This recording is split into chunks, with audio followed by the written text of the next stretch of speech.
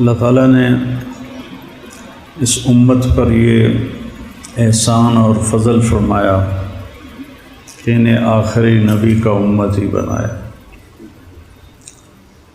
اور ان کی کتاب کو ذمہ لیا کہ میں اس کی حفاظت کروں گا۔ انا نحن نزلنا الذکر و انا لہ لحافظون۔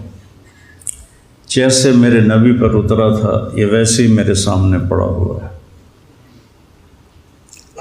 1935 میں جرمنی بہت طاقتور ہو گیا تھا۔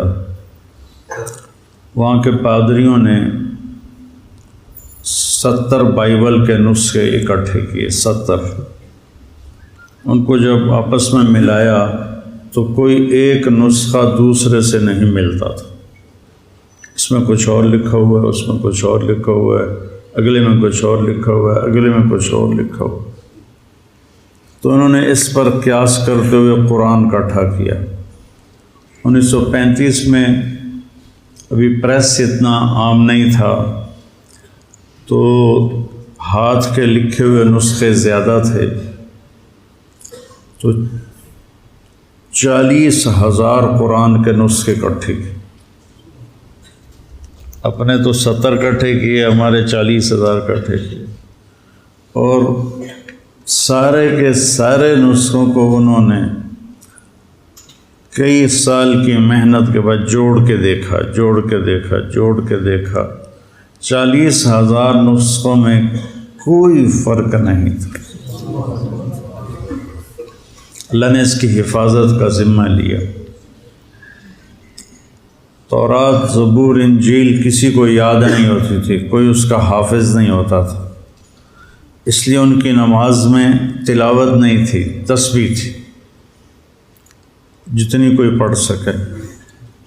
لیکن ہمیں اللہ نے ایسی نعمت عطا فرمائی کہ بوڑھا بھی یاد کر لیتا ہے، جوان بھی یاد کر لیتا ہے، بچہ بھی یاد کر لیتا ہے، اور اگر وہ اس کا مطلب جانتا ہو اور نماز میں وہ قرآن پڑھ رہا ہو تو وہ ایک نئی دنیا میں ہوتا ہے، ایک نئے جہان میں ہوتا ہے جس میں گم ہو جانا۔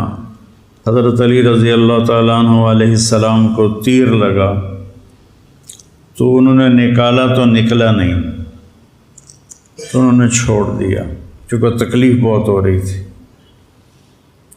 تو وہ نماز کے لیے کھڑے ہوئے تو انہوں نے تیر آرام سے نکال لیا۔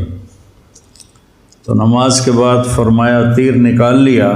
کہا مجھے خبر بھی نہیں ہے، مجھے پتہ بھی نہیں چلا۔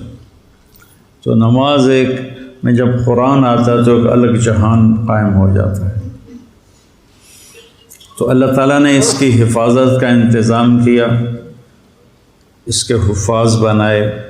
ہمارے جو عجمی بچے ہیں وہ عربوں سے پہلے یاد کر لیتے ہیں، کیونکہ عرب بچوں کو عربی آتی ہے نا، تو وہ ہم مانا لفظ جب بھول جاتے ہیں تو ساتھ دوسرا کوئی لگا دیتے ہیں۔ ہمارے بچوں نے تو رٹا لگانا ہوتا ہے، تو انہوں نے وہی کہنا ہوتا ہے جو یادداشت میں ہوتا ہے۔ تو اللہ نے اس کی حفاظت کا اس طرح انتظام فرمایا۔ اور پھر پہلے تورات، زبور، انجیل کے اترنے پر آسمان کے دروازے بند نہیں ہوتے تھے، لیکن جب قرآن اترنے کا وقت آیا تو اللہ نے سارے آسمان کے دروازوں پہ پہرے لگا دی۔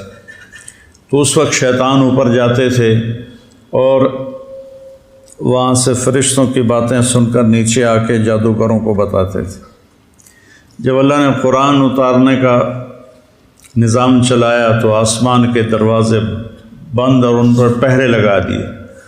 اب جب کوئی الا من استرق السمع فاتبعه شهاب ثاقب، جب کوئی شیطان اوپر چڑھتا تھا تو فرشتے اس پر آگ برساتے تھے، وہ جل کے بھسم ہو جاتا تھا۔ تو اللہ نے قرآن کی حفاظت کا اس طرح انتظام کیا۔ اور پھر میرے نبی نے فرمایا وَإِذَا الْتَبَسَتْ عَلَيْكُمُ الْأُمُورُ كَقِطْعِ اللَّيْلِ الْمُظْلِمِ فَعَلَيْكُمْ بِالْقُرْآنِ۔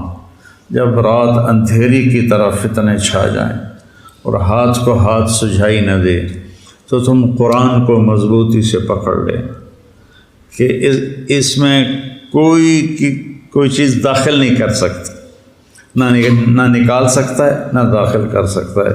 یہ اللہ کا ایسا خوبصورت نظام ہے اس میں۔ فَإِنَّهُ مَاحِلٌ مُصَدَّقٌ وَشَافِعٌ مُشَفَّعٌ، اس کا جھگڑا بھی اللہ قبول کرے گا، اس کی شفاعت بھی اللہ قبول کرے گا۔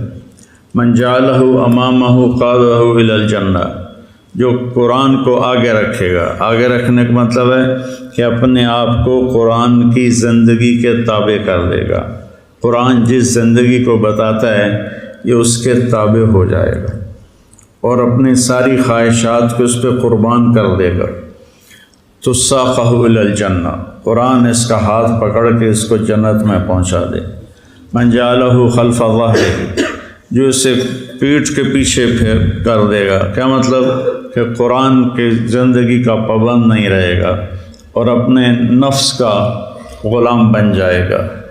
بئس عبد الدرہم، بئس عبد الدینار و عبد الدرہم و عبد القطیفہ، جو پیسے کے غلام بن جائیں گے، جو زیب و زینت کے غلام بن جائیں گے، قرآن کو پیچھے پھینک دیں گے، اس کے مطابق عمل نہیں کریں گے، تو ساقہ الی النار، تو اس کو دھکا دے کے جہنم میں گرا دے گا۔ تو بھائیو، یہ بہت بڑی نعمت ہے، اس کی تلاوت بھی کیا کرو۔ اور اب اتنے ترجمے ہو چکے ہیں قرآن کے، کچھ وقت نکال کر اس کا ترجمہ بھی پڑھا کرو کہ اللہ کیا کہتا ہے۔ آپ کی آسانی کے لیے کہتا ہوں، قرآن میں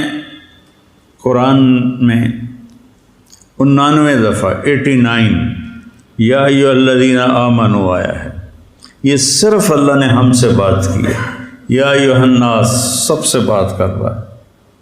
یا ایھا الذین کفروا کافروں سے بات کر رہا ہے۔ یا اہل الکتاب یہود و نصارہ سے بات کر رہا ہے۔ یا ایھا الذین ہادوا صرف یہودیوں سے بات کر رہا ہے۔ قل یا ایھا الکافرون صرف کافروں سے بات کر رہا ہے۔ پھر کہتا ہے یا ایھا الذین آمنوا۔ یہ اللہ نے اپنے ہمارے نبی کی توفیل ہمیں کتنی بڑی شہادت ملی ہے کہ اللہ کہہ رہا ہے یا ایھا الذین آمنوا، اے میرے وہ بندو جو ایمان لائے، یعنی اللہ ہمارے ایمان کی گواہی دے رہا ہے، اے ایمان والو۔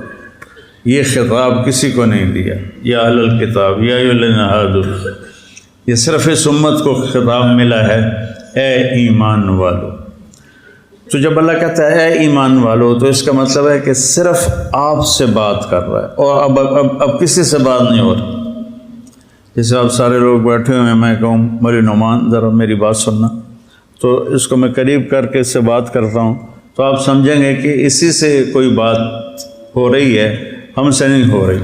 تو جب اللہ کہتا ہے یا ایھا الذین آمنوا، تو وہ یوں کہہ رہا ہے کہ اے ایمان والو، جو تم 1.5 ارب ہو، تم ذرا الگ ہو کے میری بات سن لو، ذرا وکھرے ہو کے میری گل سن لو۔ اور کل 90 دفعہ اللہ نے کہا ہے یا ایھا الذین آمنوا، اس کے بعد کچھ طلب کیا ہے کہ یہ کرو، کچھ چھوڑنے کو کہا ہے کہ یہ چھوڑ دو، اور اس میں بھی تکرار ہے، کوئی 90 احکام نہیں ہیں، 99 ایک کم 90۔ اور یا ایھا النبی اذا طلقتم النساء، اس کو بھی قائم مقام یا ایھا الذین آمنوا کے مفسرین نے دیا ہے۔ تو صرف وہ پڑھ لو، یا ایھا الذین آمنوا، اے ایمان والو، اے میری گل سن لو، وہ چن لو۔ اور اس پر کتابیں بھی لکھی ہوئی ہیں، الگ کتابیں ہیں، ان کا ترجمہ بھی ہے، تو وہ پڑھ لو۔ اصل تو پورے قرآن کو، ورنہ چلو اتنا ہی پڑھ لو، تو قرآن سے ہمارا دل لگ جائے۔